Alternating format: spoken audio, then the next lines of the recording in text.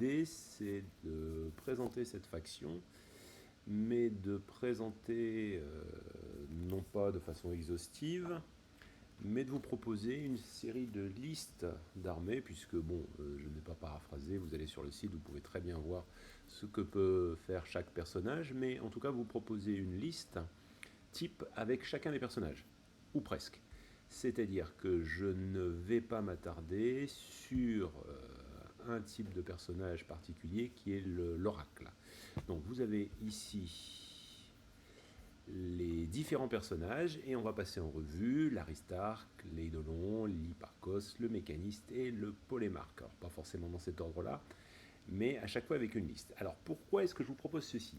En fait, j'ai déjà quelques parties avec les City States en First Blood, et j'avoue qu'au début, je m'amusais surtout à prendre des figurines parmi celles qui m'intéressaient le plus, celles que je trouvais le plus jolies, et en fait, je me retrouvais avec une liste qui était un petit peu bancale, avec des possibilités qui étaient inexploitées, et surtout quelque chose qui fonctionnait au final pas très bien. En fait, la particularité des City States et de quelques autres armées aussi en First Blood, c'est que chaque personnage est très typé. En fait, chaque personnage va apporter des bonus à un type d'unité. En fait, vous pouvez prendre l'Aristarque et n'importe quelle unité parmi toutes celles qui sont proposées ici, ça ne pose aucun problème.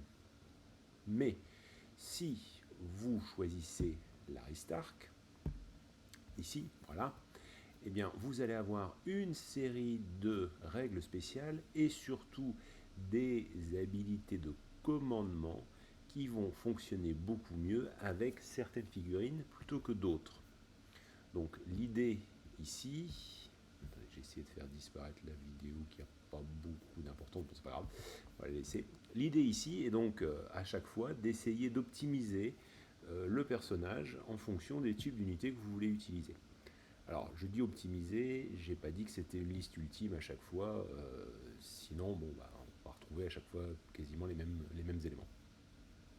Alors, qu'est-ce que ça donne au niveau des listes?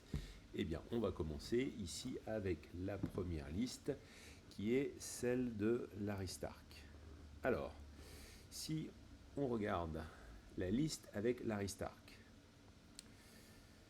ici, voilà, alors, l'Aristarque a plusieurs capacités. D'abord, you know the drill, ici. Cette capacité, elle permet, lorsque l'on va activer depuis la pile stratégique, de compter 2 sur l'objectif. Bon, pour l'instant, ça n'a pas d'influence par rapport au type d'unité. Mais quand on regarde un petit peu en dessous, on se retrouve avec les aptitudes de commandement, qui sont au nombre de 3. Je vais les prendre dans l'ordre. D'abord, la possibilité de mettre braverie sur une unité, très intéressant. Encore une fois, c'est pas spécifique. Tactical retreat, ici. Vous pouvez vous désengager sans vous faire attaquer et sans être broken derrière. Alors, je parle tout de suite de la troisième et je reviens sur celle-ci. Pole Arm Tactics, cette dernière, qui, elle, ici, permet à une unité qui a support de ne pas souffrir des effets négatifs d'être trop près d'une unité. Alors, eh bien, c'est là que je voulais en venir. Support, vous allez le retrouver sur l'unité de phalange. D'où l'utilisation de la phalange qui est ici, mais aussi, et ça c'est intéressant, si vous regardez au niveau du personnage, donc je vous avais mis en arrière la deuxième tactical retraite, ici, ça permet de se désengager sans prendre de riposte. Alors quel est l'intérêt de celle-là? Eh bien, si vous avez des armes qui peuvent taper à 2 pouces et demi, si l'adversaire vous a pris un peu plus près, vous pouvez aussi vous reculer. Donc en fait, sortir de sa zone. Imaginons que vous soyez dans une situation, fin de tour, Vous jouez, vous êtes dans la zone, vous reculez légèrement de cette zone, vous tapez, vous engagez l'ennemi, vous n'êtes pas engagé. Le tour suivant, vous jouez avant l'adversaire cette même unité. Résultat, vous allez pouvoir reculer, aller charger quelqu'un d'autre ou partir de là, ou continuer à taper. Vous n'êtes pas sous la règle d'engagement. Donc c'est très intéressant de coupler avec ce type d'unité. Alors, voilà ce que donne ici cette liste. Je lui ai ajouté aussi Serrated Blades, ce qui permet d'avoir Deadly Blades sur les Agema qui sont avec lui.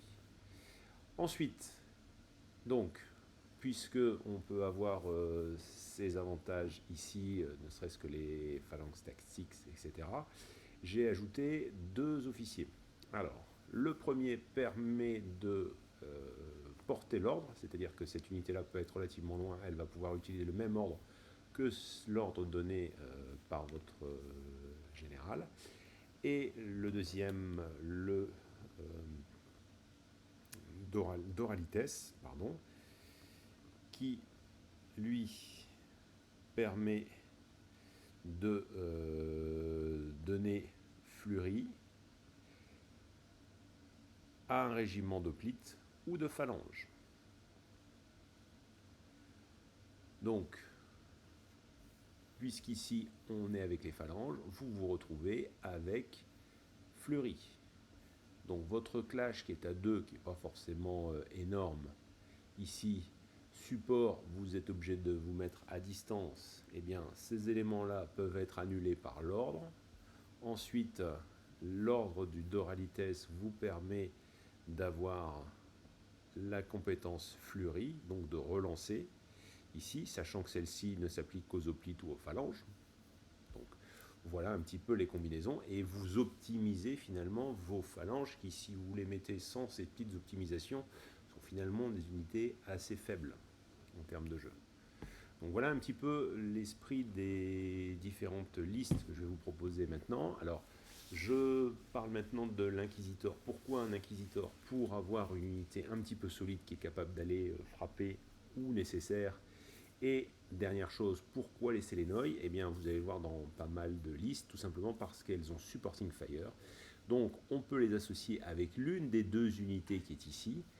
Elle se place derrière, elle peut tirer depuis l'arrière et protégée par l'autre unité, puisque vous tirez à travers vos propres troupes. Voilà. Donc en fait, ça permet d'avoir des tireurs qui sont relativement bien protégés. Si l'ennemi vient taper vos phalanges, il va s'en mordre les doigts parce qu'au niveau de la riposte, ça risque de faire relativement mal. Éventuellement, vous avez l'inquisiteur qui traîne un petit peu autour et qui peut venir finir le travail ou déjà bien l'entamer, avec la compétence 6 attaques, fleurie, clash 2 en charge, ça fait 3. À cleave 1, ça commence à être assez costaud. Avec une résolution de 5 et une évasion de 2. Donc évasion de 2, vous annulez un tiers des touches. Et derrière, les 2 tiers qui sont éventuellement passés, les 5/6e vont être absorbés par la résolution élevée. Voilà. Donc c'est quand même une unité assez intéressante. Donc ça, c'était la première, pas forcément la plus intéressante. Vous allez voir que dans d'autres situations, avec d'autres officiers, on arrive à faire des choses très intéressantes. Donc je passe au deuxième piéton armé, en l'occurrence ici le polémarque. Alors, le polémarque, il a quelque chose de très intéressant. Le polémarque, il va permettre de donner ici fleurie. Alors c'est la compétence, je cherchais le nom de cette compétence. Ici, voilà, c'est Press the Advantage, celle qui est notée ici, voilà. En fait, quand vous activez depuis la pile stratégique, vous donnez fleurie à l'unité. Je rappelle que fleurie, c'est une relance. Quand vous avez un clash de 3, relance, si vous chargez, ça fait 4. Autant dire que quasiment toutes vos attaques touchent, à 2 attaques par gars, ça commence à être assez violent. L'idée ici, c'est en fait de pouvoir le donner à pas mal d'unités. Alors comment? Eh bien, en mettant des unités d'Agema qui ont 2 attaques de base, qui vont donc bénéficier de l'officier ici, en fait Sacred Band, qui, avec la règle vétéran officier, permet de donner, alors je vais regarder comment est formulé là, ici, voilà. Quand vous activez l'unité, vous l'activez comme si elle venait de la pile stratégique. Mais si elle vient de la pile stratégique, grâce à votre officier, eh bien vous avez fleuri. Autrement dit, vous avez quasiment fleuri sur presque toute votre armée. Voilà. Les Thorakites qui seront un petit peu plus loin, on met le Chagos. Pourquoi? Eh bien parce que vous allez pouvoir porter l'ordre. Donc les ordres que vous allez donner, eh bien, vont être transmis jusque-là. Alors, parlons un petit peu des ordres. Les ordres, vous en avez ici deux possibles. Dori et Xiphos, ici, ça permet ici d'augmenter la zone d'engagement à 2,5 pas. Ça veut dire que vous engagez sans être engagé, ici. Et la deuxième, Lead from the front, ici, ça vous permet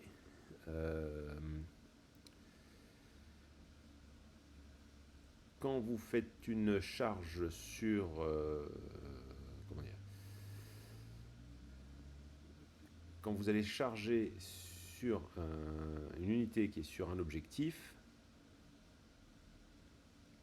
vous allez avoir la règle spéciale instoppable.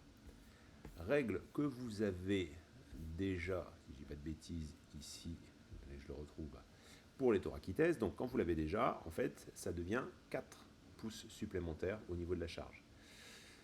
Vous êtes déjà light ici avec un mouvement de 6. Ça commence à être très intéressant. Vous pouvez aller relativement vite, surtout que ces ordres, vous les avez de toute façon, quelle que soit la distance, grâce au Lochagos, qui, lorsqu'il doit taper, tape quand même avec 5 attaques. Ce qui est quand même pas mal. Hein. Au passage, on ne va pas s'en priver.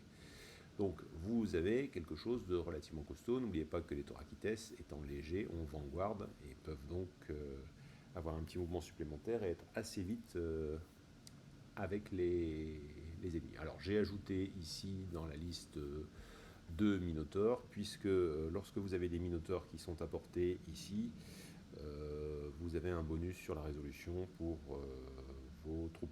Voilà. Donc ça, c'était le polémarque. J'arrive sur l'Eidolon.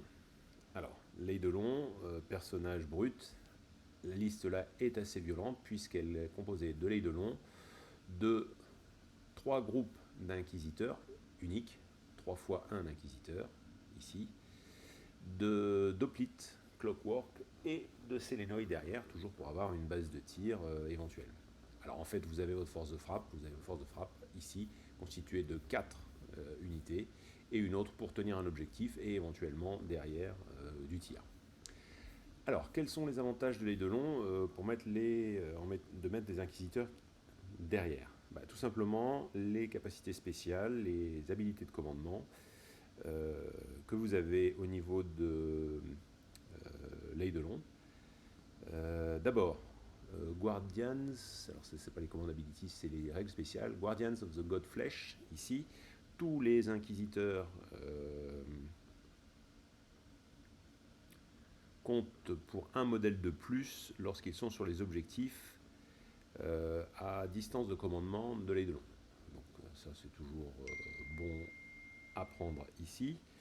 Ensuite, les habilités ici, eh bien les deux aptitudes de commandement, pardon, sont destinées aux inquisiteurs. Ça veut dire que vous allez avoir des bonus si vous le faites si vous les utilisez pour les inquisiteurs. Alors si je prends la première ici, Engage Protocol, on marque une unité ennemie jusqu'à la fin du round et les unités d'inquisiteurs de l'armée ont +2 pour les charger. Et le deuxième ici, on a cleave +1, donc ils ont déjà cleave 1, donc ça passe à cleave 2 lorsqu'ils réalisent une action de clash. Voilà. Dernière chose, j'ai ajouté ici, comment dire, Serrated Blades, simplement pour donner Deadly Blades sur celui-ci. Je vous rappelle que Deadly Blades, ça permet sur un 6 de défense de faire 2 points de vie. Alors, quel est l'intérêt? Eh bien, avec les directives de combat, vous pouvez passer, si vous voulez, ici à 9 attaques. Alors, 9 attaques avec Flurry et avec derrière une défense qui peut créer 2 PV, ça commence à être très costaud au niveau corps à corps. Voilà. Je vais d'abord parler du mécaniste ici. Alors, le mécaniste a des commandements, c'est toujours le même principe, qui peuvent, enfin, comment dire, des aptitudes de commandement qui donnent des bonus aux unités non infanterie. Donc c'est pour ça qu'il y a 2 minotaures et 3 minotaures, 1, 2 ici, et 2 inquisiteurs. Derrière, des hoplites Clockwork, puisqu'ils donnent un bonus aussi aux hoplites Clockwork. Donc voilà un petit peu la logique de cette liste-là. Enfin, je passe sur la dernière. Bon, alors là, c'est juste pour la beauté de la liste. Je pense qu'elle est assez intéressante. Elle peut être assez amusante à jouer. Vous avez l'Hipparchos avec 2 compagnons. Ensuite, une unité de 2 compagnons, une deuxième unité de 2 compagnons, 2 chars différents et en fait un dernier compagnon.